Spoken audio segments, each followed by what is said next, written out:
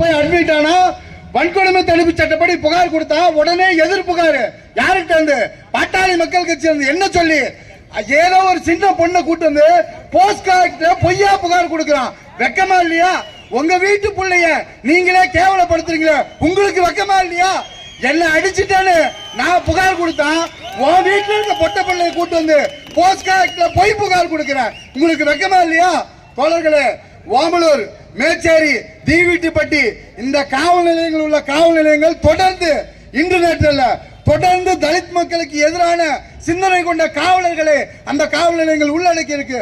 நீங்க நீண்ட காலமா பார்த்தா எங்கெல்லாம் தலித்துகள் பாதிக்கப்பட்டு புகார் கொடுத்தாலும் எதிர் புகார் ஒன்னு போஸ்ட்கார்ட்ல இருக்கும் அல்லது இவனும் சண்டை அடிச்சவன் நான் அடி வாங்கினவன்டா, அடி வாங்கினவன் போய் புகார் கொடுக்கிறேன், அடிச்சவங்கிட்டையும் புகார் வாங்கி ரெண்டு தரப்புக்கும் எஃப்ஐஆர். இதுதான் உங்க கேடு கட்ட நீதியா?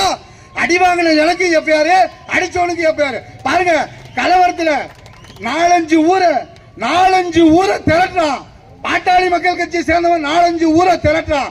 நாலஞ்சு ஊரை திரட்டி தாக்குதல் நடத்தவர்களும் கை கட்டி வேடிக்கை பார்த்த மானங்கட்ட காவல்துறை அப்பாவி தலித் மக்களை ஏதுமற்ற ஆயுதமற்ற நிராயுதபாணியான பெண்களை குழந்தைகளை அடிச்சு உங்க கோழைத்தனத்தை காவல்துறை வெளிப்படுத்திருக்கீங்க.